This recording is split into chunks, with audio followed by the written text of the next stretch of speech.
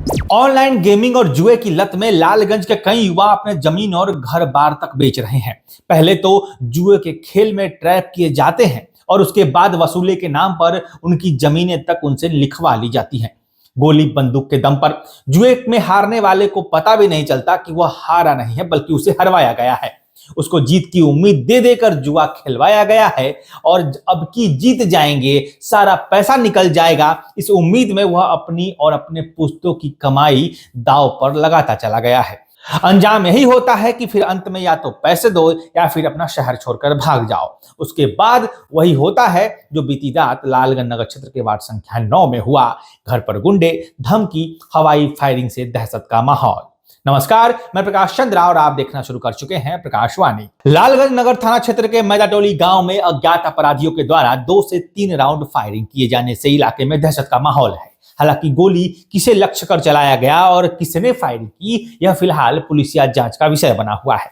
लोगों का कहना है कि हवाई फायरिंग था। घटना की सूचना मिलते ही लालगंज एसडीपीओ सदर 2 गोपाल मंडल मौके पर पहुंच गए। जांच के दौरान पुलिस ने घटनास्थल से एक खोखा, एक मिस फायर किया हुआ कारतूस बरामद किया है। भागने के दौरान एक अपराधी की चप्पल भी वहां रह गई, जिसे पुलिस अपने साथ ले गई है अनुसंधान के लिए। अब पुलिस आपको उतना ही बताएगी जितना आधिकारिक रूप से उसे बताना है। बिना पूरी तरह अनुसंधान किए हुए वह कुछ भी नहीं बताने वाली। लेकिन स्थानीय लोगों ने इसके बारे में काफी सारी जानकारियां दी है, वह हम आपको बता देते हैं, ताकि मामला आखिर है क्या। जल्दी अमीर हो जाने की ये जो आदत है, उस लालच में, नशे में और जुए की लत में कैसे युवाओं को फंसाया जा रहा है, ये जानना आपके लिए बहुत जरूरी है। जागरूकता के नाते ही सही, पर आज आपको ये सारी बातें सुननी, समझनी और एक दूसरे को बतानी चाहिए। स्थानीय ग्रामीणों के अनुसार गांव के ही एक युवक द्वारा कराए जा रहे ऑनलाइन गेमिंग को लेकर विवाद चल रहा था। ऑनलाइन गेमिंग को कोई वीडियो गेम मत समझिएगा। ये ऑनलाइन गेमिंग का मतलब यहाँ पर ऑनलाइन सट्टा यानी ऑनलाइन जुआ से है। लालगंज में कई गिरोह हैं जो इसका संचालन करते हैं। ये गिरोह अपना एक शिकार चुनते हैं सबसे पहले, उसके बाद उससे जुआ खेलने के लिए उसको बातों बातों में उससे जुआ खिलवाते हैं। दूसरा, उसको बैक सपोर्ट करता है। जुए में 1-1.5 लाख जब हार जाएंगे तब कहेगा कि कोई बात नहीं, भाई है ना, भाई तुम्हारा पैसे देगा। वो उसको विश्वास देता है कि जब तुम जीत जाना, सारा हारा हुआ पैसा निकाल लेना, तब वो पैसे लौटा देना। इस चक्कर में वो व्यक्ति हारता जाता है और बढ़ता जाता है उसका कर्ज। 1 लाख रुपए की जो हार उसकी क्षमता के भीतर था और अगर वहीं रुक जाता तो शायद कुछ खास नहीं बिगड़ता। वह 1 लाख रुपए का निजी नुकसान जीत जाने की उम्मीद में 10 लाख का कर्जा बन जाता है। कर्जा देने वाला कौन? उसी गिरोह का एक आदमी।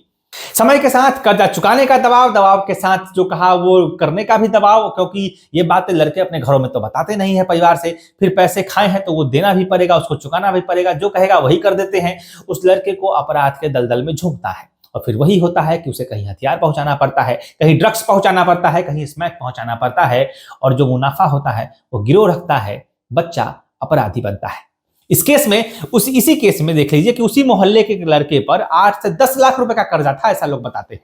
कर्जा ना चुकाने पर बात जान पर बनाई तो इसी मोहल्ले के दूसरे लड़के ने दोस्ती में उसका गारंटर बन जाना स्वीकार कर लिया कि चलो ये नहीं देगा तो हम दे देंगे। एक मोटी रकम, लगभग 6-7 लाख रुपए चुकाने के बाद भी जब 2 लाख रुपए के आसपास बच गया और वो कर्जा चुकाना उसके सकान में नहीं हुआ तो लापता हो गया। लापता मतलब not reachable, phone of, trace कर पाना मुश्किल। जब उस गिरोह को इसकी बात की जानकारी मिली, फिर उसने गारंटर का कॉलर दबोचा, पैसे लौटाओ वरना हम कुछ कर देंगे या फिर इसी धंधे में आओ, जिसे अपराध का दलदल कहा जाता है। उसी के चक्कर में बीते बुधवार की रात जो हुआ वो सीसीटीवी फुटेज में आप सब ने देखा। लालगंज की वार्ड संख्या 9 में मोहल्ला मैदाटोली, साईं मंदिर रोड, जहां पर सफेद रंग की स्कॉर्पियो आती है, 5-6 लड़के वहां से हथियार के साथ उतरते हैं और धमकाने के लिए, अमुक लड़के को उसके परिवार के मन में दहशत का माहौल बनाने के लिए 2-3 राउंड हवाई फायरिंग होती है और फिर वहां से फरार हो जाते हैं।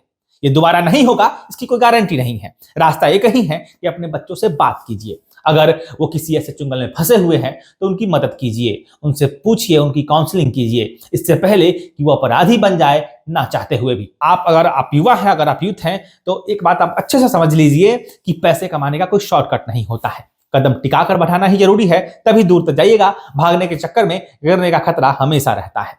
घटना की जानकारी मिलते ही डायल 112 की पुलिस कल रात को पहुंची। तत्काल मौके पर पहुंचकर जांच की गई। मौके से कुछ खोखा बरामद हुआ है। वहीं लालगंज थानाध्यक्ष मनमोहन कुमार भी दलबल के साथ वहां घटनास्थल पर पहुंचे हैं।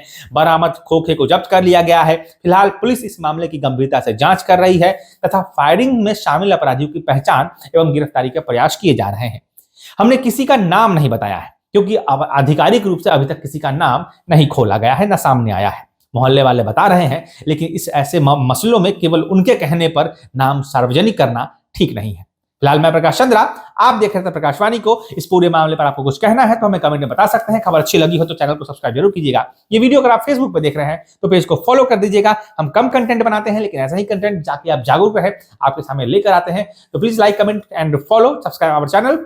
नमस्कार, मैं प्रकाश चंद्रा, आप देख रहे थे प्रकाशवाणी। धन्यवाद।